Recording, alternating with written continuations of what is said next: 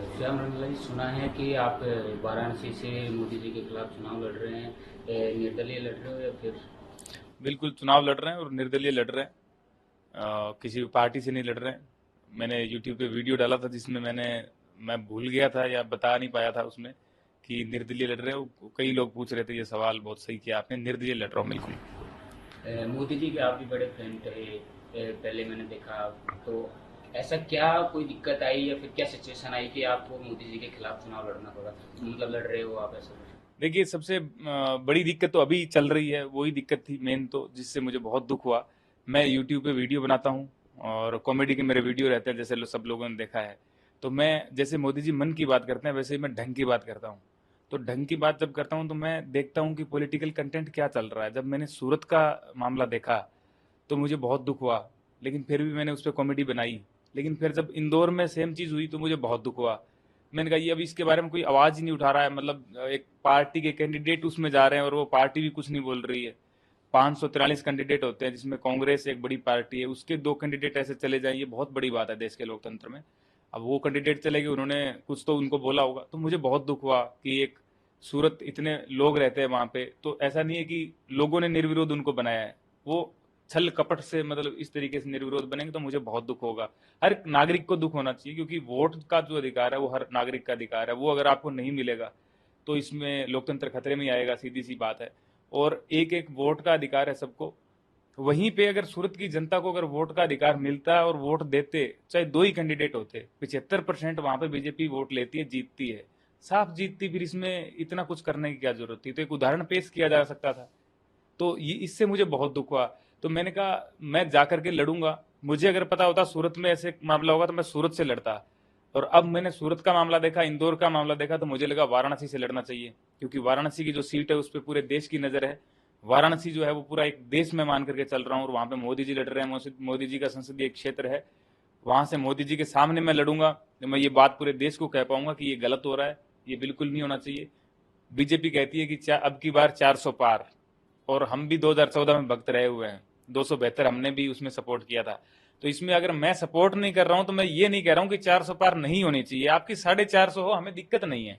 हमें उससे चीज से कोई प्रॉब्लम नहीं है। मैं कांग्रेस ही नहीं हूं या मैं कोई उनके विपक्ष में बैठने वाला बंदा नहीं हूं। मैं ये कह रहा हूं कि आप लोकतंत्र से विजयी हो, लोकतंत्र से वोटिंग के अधिकार से आप 500 सीट ले लो, कोई प्रॉब्लम नहीं है। लेकिन इस तरह से देश के साथ ये तो बहुत गलत हो रहा है। चर्चा ये भी चल रही है कि श्याम रंगीला जी हैं जो पॉपुलर होने के लिए ये काम कर रहे हैं, क्योंकि आपके सामने कैंडिडेट जो है प्रधानमंत्री है वो नरेंद्र मोदी जी है। क्या ये भी कोई कारण है? सर देखिए, पॉपुलर तो मैं थोड़ा सा तो पहले से हूँ, इतना तो मैं हूँ ही कि आप सब मीडिया वाले इतना प्यार देते हैं, पहले भी देते आए हैं। अगर मैं पॉपुलर नहीं होता तो वैसे ही मेरी हालत होती जैसे 27 लोग पिछली बार लड़े थे उनकी हुई थी। उनको कौन जानता है, चार नाम कोई लोग नहीं जानते कि कौन कौन लड़े थे। लेकिन आज मैं लड़ रहा हूं तो लोग इतना तो जान रहे हैं, इतनी खबर तो वहां पे छप रही है कि सामने कौन लड़ रहा है, सामने श्याम रंगीला लड़ रहा है। स्टैंड अप कॉमेडियन है, क्यों लड़ रहा है? एक रीजन जा रहा है ना क्यों लड़ रहा है, तो ये रीजन जा रहा है कि भैया वो जो चीज उसने देखी सूरत में, इंदौर में जो चीज हुई, तो उससे वो परेशान हो गया। और एक मेरी जो खुद की पर्सनल जिंदगी है उसमें मैं एक आर्टिस्ट हूँ, और आर्टिस्ट के नाते जब मैंने 2017 में परफॉर्म किया लाफ्टर चैलेंज में, तो वहां पे मेरे आर्ट पे रोक लगा दी गई। 2017 में रोक लगी, मुझे लगा कि नहीं, मोदी जी ने नहीं रोक लगाई है। फिर 2020 में जब मैंने पेट्रोल महंगा हुआ, तब हमारे गंगानगर में ही, कहीं और जाकर के नहीं बनाया था मैंने, गंगानगर में ही पेट्रोल महंगा हुआ, सबसे ज्यादा महंगा था।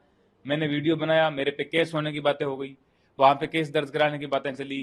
पेट्रोल पंप मालिक का तेल रोक दिया गया। कितनी बड़ी बात है देश के लोकतंत्र में, और देश के इस एरिया में एक पेट्रोल पंप का तेल ही रोक दिया गया कि उस लड़के पे कार्रवाई करो आप।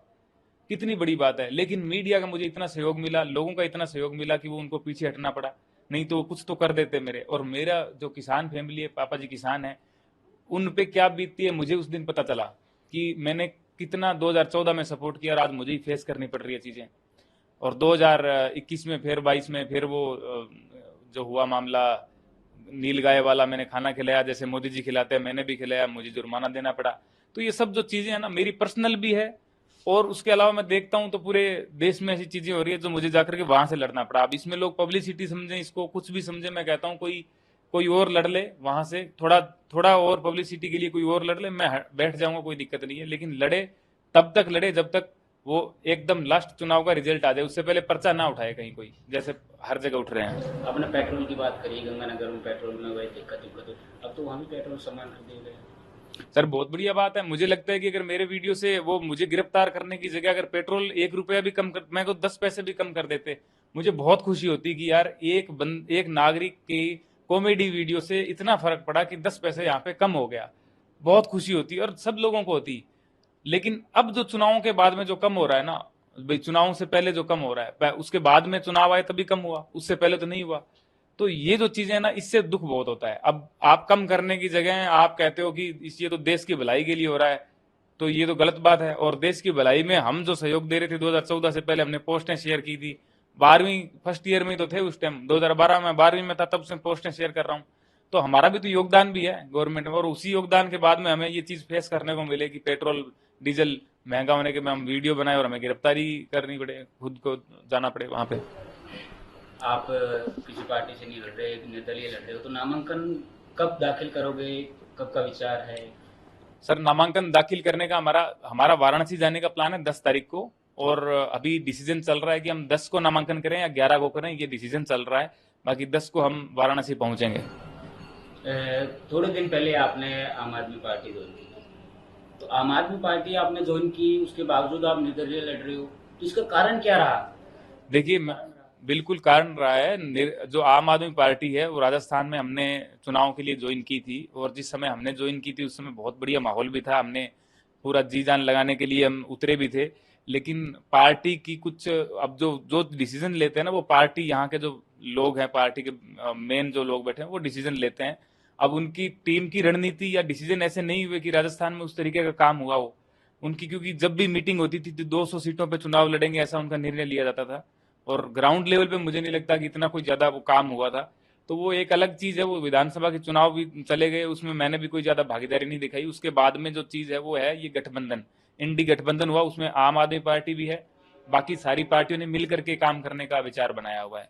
तो वहां से वाराणसी से जो है वो अजय राय जी हैं, वो प्रभारी हैं, वहाँ अध्यक्ष हैं, वो कांग्रेस के मेन वही हैं पूरे उत्तर प्रदेश में। तो वो वहां से लड़ रहे हैं और 2 बार लड़ भी चुके हैं। तो अब मैं जाकर के वहां ये नहीं कह सकता कि मैं आम आदमी पार्टी से लड़ना चाहता हूँ या मैं किसी और पार्टी से लड़ना चाहता हूँ और आप मुझे लड़ने दीजिए।